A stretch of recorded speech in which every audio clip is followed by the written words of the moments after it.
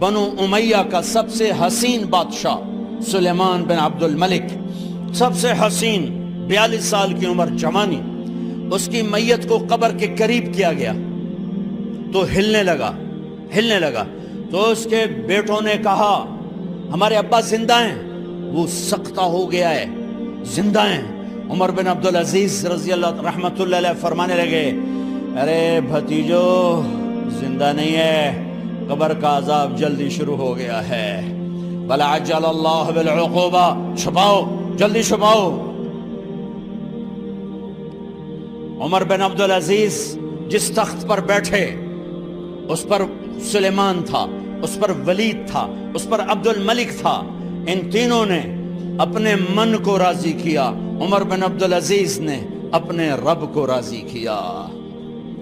جب عمر بن عبدالعزیز کا وقت آیا مرنے کا تو انہوں نے بلایا رجا بن حیوہ سے، فرمایا کہ میں نے عبد الملک بن مروان، چاچا بھی تھے سسر بھی تھے، ان کی بیٹی فاطمہ سے شادی ہوئی تھی، میں نے اس کو قبر میں اتارا، کفن کی گرہ کھول کے دیکھا تو اس کا چہرہ قبلے سے ہٹ چکا تھا، رنگ کالا سیاہ پڑ چکا تھا۔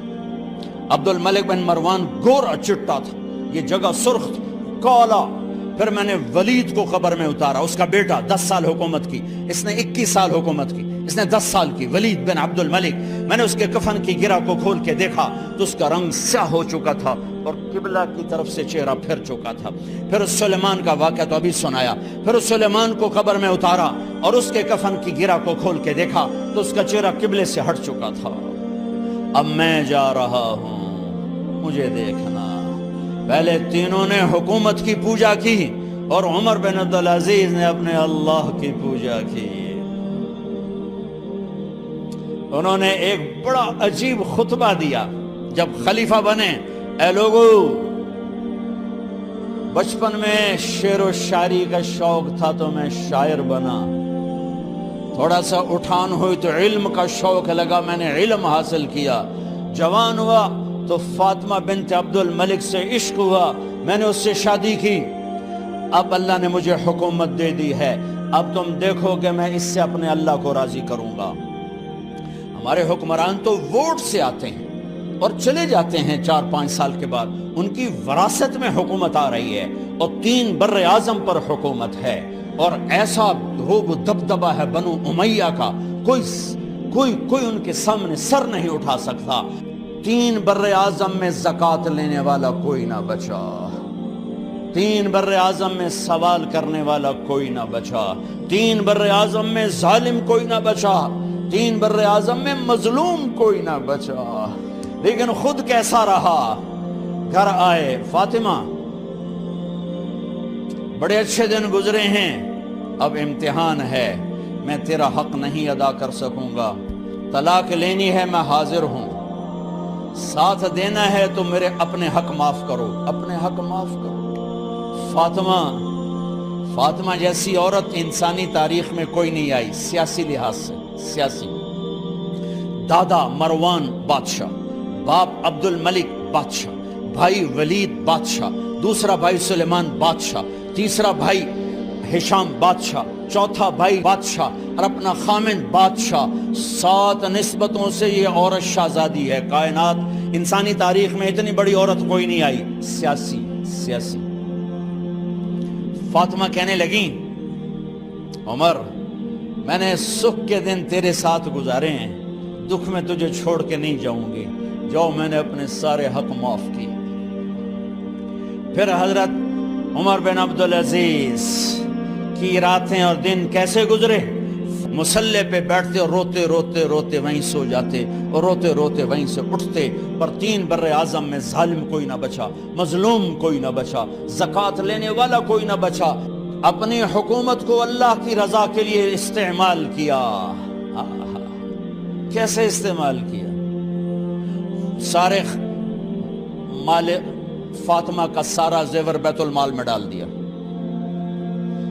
تنخواہ پہ آ گئے، عید کا موقع آیا، بچوں نے ماں سے کہا ہمیں کپڑے لے کر دو، عید آ رہی ہے، ہر آدمی اپنے بچوں کے لیے کپڑے لے رہا ہے، ہمارے بچے بھی کہہ رہے ہیں کپڑے لیں، جاؤ بھائی لو۔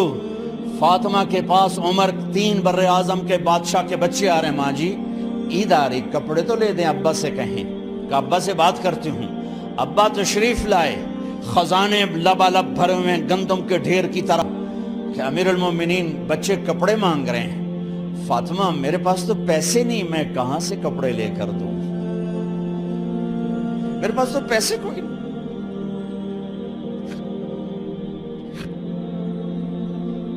حضرت فاطمہ نے کہا پھر بچوں کا کیا کروں؟ کہا پھر مجھے بھی نہیں پتا کیا کروں۔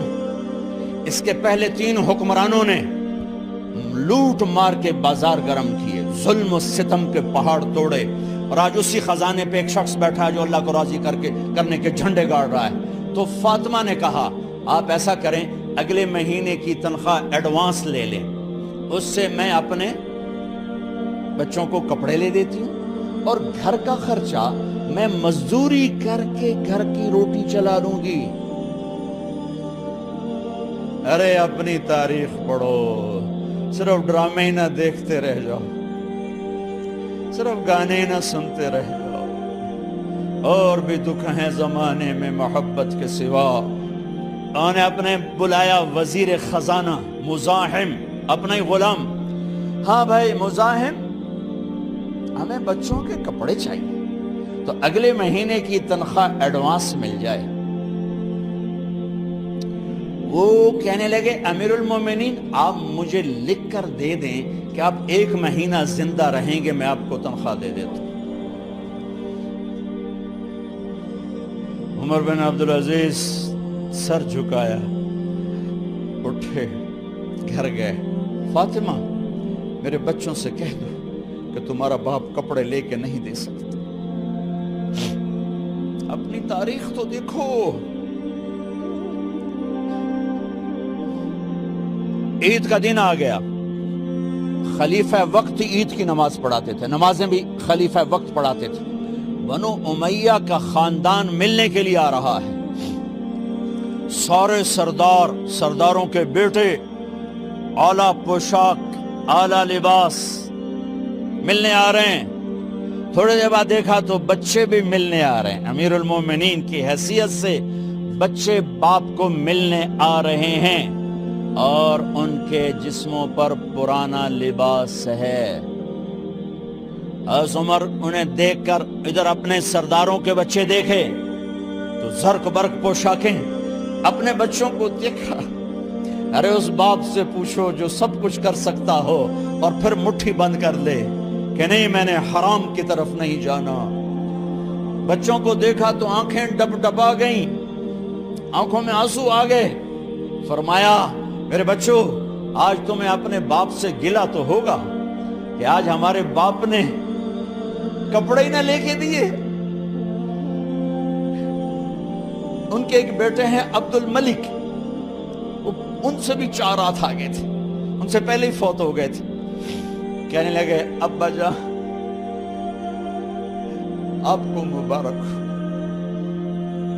آج ہمارا سر بلند ہے، ہم شرمندہ نہیں ہیں، آپ کو مبارک ہو، آپ نے قومی خزانے میں بددیانتی نہیں کی ہے۔ اب اللہ نے صلہ کیا دیا، جب انتقال ہوا ہونے لگا تو بلایا رجا کو، جو میں بات پہلے چھوڑ کے ادھر ان کی تھوڑی سیرت بتائی کہ رجا اب میں مرنے لگا ہوں، عبد الملک کالا ہو گیا تھا، ولید کالا ہو گیا تھا، سلیمان کالا ہو گیا تھا۔ یہ کیوں کالے ہوئے تھے؟ یہ بے نمازی نہیں تھے، بدکاری نہیں کرتے تھے، کسی کی طرف ان کی میلی آنکھ نہیں اٹھی کبھی۔ یہ ظالم تھے، ظالم انسانوں کا خون پیا، مال میں خیانت کی، اس پر اللہ نے چہرے پھیر دیے۔ آج عمر بن عبدالعزیز جا رہا ہے کہ دیکھو میں جا رہا ہوں، مجھے دیکھو میرے ساتھ کیا ہوتا ہے۔ ان کا انتقال ہوا، ان کی میت قبر کے کنارے رکھی گئی، اور اب نیچے اتارنا ہے۔ سلیمان کی میت کو اتارنے لگے تو ہلنے لگا، اور عذاب قبر پہلے شروع ہو گیا۔ عمر کی میت کو جب قبر کے قریب کیا گیا، ایسے ہوا کا جھونکا آیا، ایک پرچہ ایسے لہراتا ہوا یوں آیا، یوں آیا، یوں آیا، اور عمر کے سینے پر گر گیا۔ لوگ کٹھے ہو گئے پرچے کو کھول کے دیکھا گیا تو اس پہ لکھا تھا بسم اللہ الرحمن الرحیم براءۃ من اللہ لعمر بن عبد العزیز من النار. یہ پروانہ ہے اللہ کی طرف سے اس کے بندے عمر کے لیے کہ اسے جہنم سے نجات کی خوشخبری سنا دی جائے. آہا مرنا ہو تو یوں مرو، اللہ ایسی موت دے دے. کہتے ہیں پھر میں نے ان کو قبر میں اتارا. جب قبر میں اتارا تو کیا دیکھا؟ میں نے کفن کی گرہ کھولی تو چہرہ قبلے کی طرف، اور یوں لگا جیسے 14ویں رات کا چاند قبر میں اتر آیا ہو. اور آخری بات کرتا ہوں، میرے بھائیوں بہنوں، اپنے اللہ سے صلح کر لو، اپنے اللہ سے صلح کر لو. سبحان اللہ والحمد للہ ولا الہ